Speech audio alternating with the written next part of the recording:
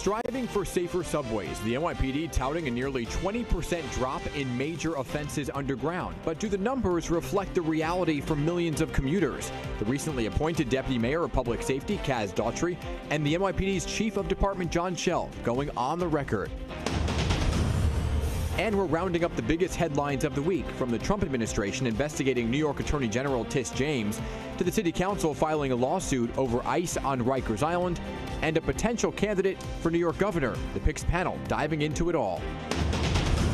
Plus, lifting up voices for those who may struggle to use theirs. This is an important cause, so it brought me here, and I think the bill should be passed. For us who stutters, as an adult and as kids at times, it's very, very hard and challenging for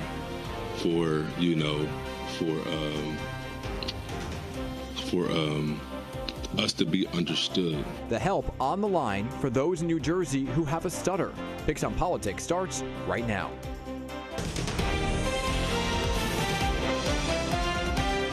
This is Picks on Politics with Dan Manarino.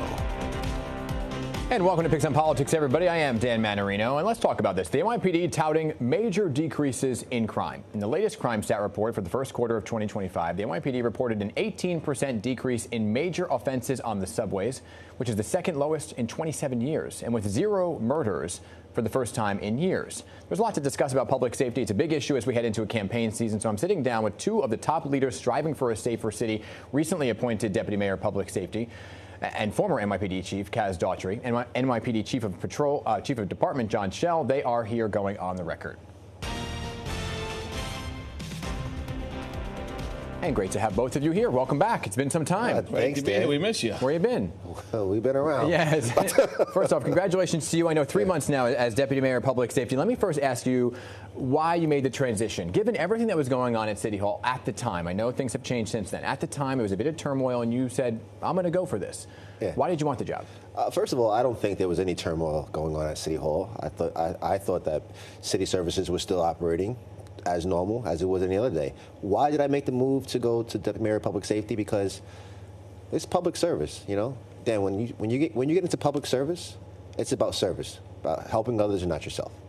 And that's why I felt I can a big portfolio, and I felt I could bring a lot of great ideas and technology to a lot of these public safety agencies. And it's a Herculean task, and I wanted the challenge. Yeah, technology is something big. So it wasn't you just wanted to get away from the chief? No, actually, yeah. I miss. Okay. I don't see John as much. John, Yeah. I miss you, buddy. Yeah. You know, and I want to talk about what we're playing out in real time right now. Okay, Yeah. and the New York City Council announced a lawsuit against the Adams administration for allowing ICE to have this office over at Rikers Island. So, what exactly is the rollout of the plan, Deputy Mayor, over at Rikers Island? When is the office going to open? How many agents will be there? So, you just said ICE. There's multiple agencies that are coming on to Rikers Island, and sooner than later, it's going to be the FBI, DEA, ATF, the postal inspectors, and DOJ. We're bringing in all of these federal agencies. But ICE is the one that has the lawsuit. But they should put all of them down there because it's not just about ICE. ICE has been on Rikers Island since 2014 before. So, but they were removed under the de Blasio administration. They were removed, and now they're put back under the Adams administration because you want to know why? I think in the public safety role as a deputy mayor for public safety, it's important for us to collaborate with our federal partners for criminal enforcement when it comes to ICE. But ICE is just not the only entity that's on Rikers Island. So can you ensure the folks that are worried, the folks like the City Council who are issuing the lawsuit, that they're not just going to go on to Rikers Island and do a major sweep? First of all, they can't do that. We're going to have we're in the process of working on an MOU. ICE just can't go onto Rikers Island and say open up cell block 76 and we're taking this person. That's not that can't happen. There are rules in place. There are sanctuary city law rules in place which doesn't allow us as a city to cooperate in regards to civil immigration enforcement. However, myself and the first deputy mayor went to Rikers Island numerous times, spoke to the guards there.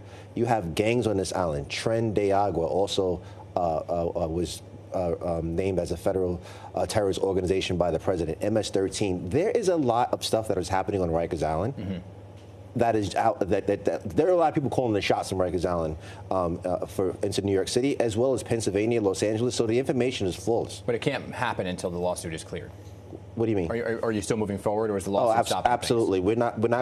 We're not gonna slow down public safety because there's a lawsuit. So unless the courts tell us something, we are moving full steam ahead to go out to have these federal authorities on the island and coordinating with our gang team and our HIDTA teams that are on there. This is a good move, and this is going to keep New Yorkers safe. It's going to also, we're going after these public safety threats. Chief, I want to talk to you about these crime numbers for the first quarter of the year, because you and I have also talked a number of times about perception and whether or not people feel safe. And now you have a story to tell about this drop in crime that marks the fewest shooting incidents in recorded history and the second lowest number of murders in history. So when you look at that, what do you account for the decrease? Well, and we have to add something to that, being understaffing cops. So how are we doing it? When it comes to violence, shooting violence, and murders, I've been saying this for a while now. Simple formula. You take 20,000 guns off the street in the last couple of years. You put your cops where they need to be.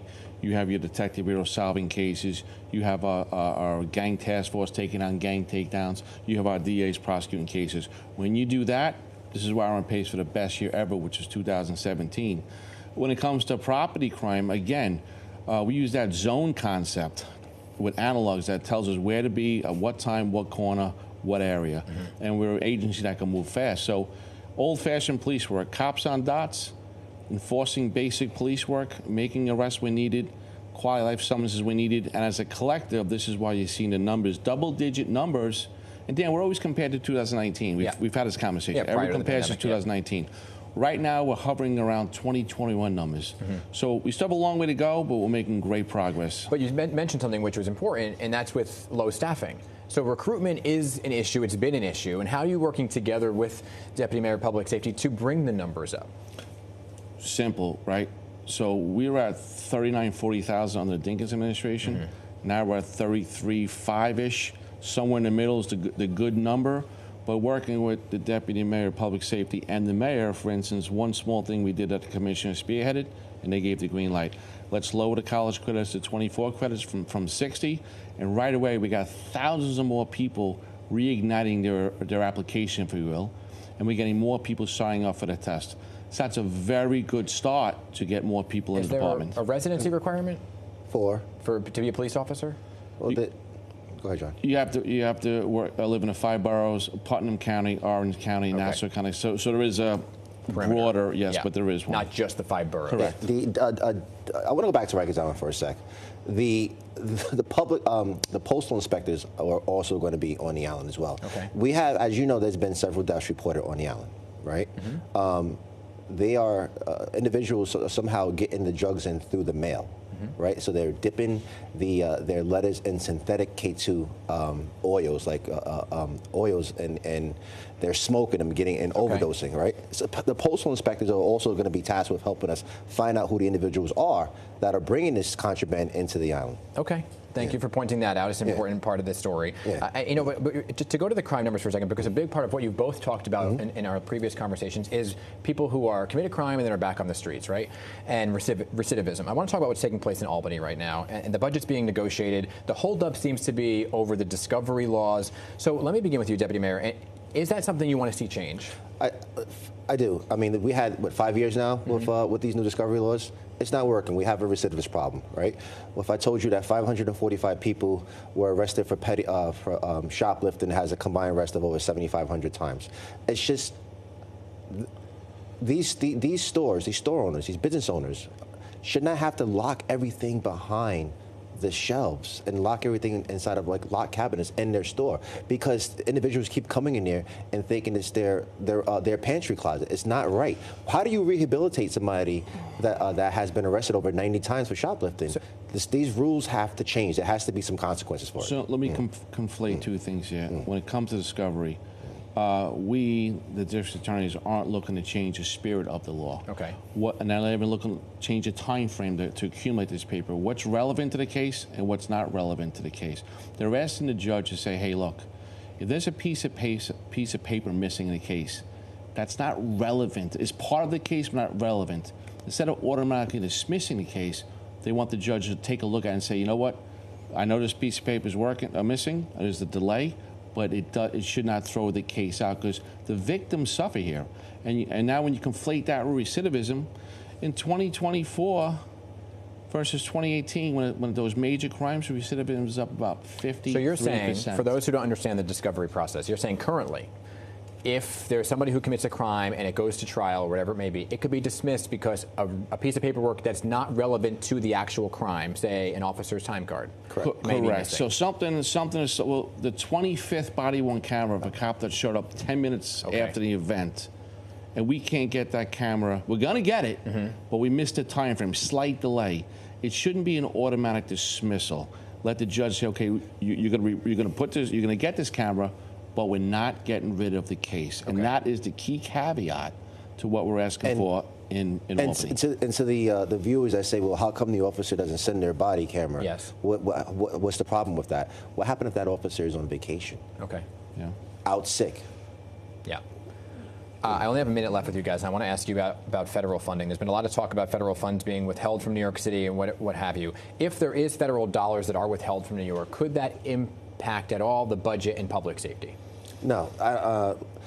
First of all, this is why it's important. You know, people criticize the mayor for, wanting to meet with the administration.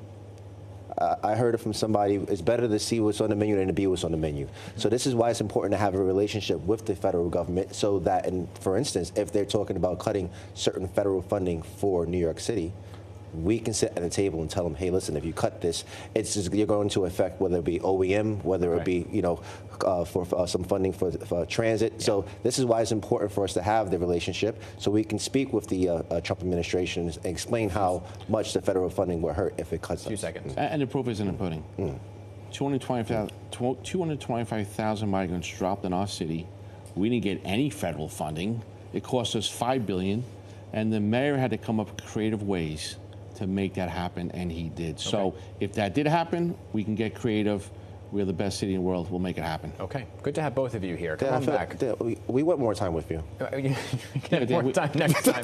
Next time. We're out of time now, but it was a great conversation. Yes. Come on back soon, okay? Seriously, there's a lot to talk about. Mental health and so many more things. We'll have you back sooner, right? Yeah. And still to come, everybody, is it time for some Democratic candidates to drop out of the mayoral race? Our picks panel discussing that and all the week's biggest political headlines coming up next. Picks on Politics back in just a few minutes.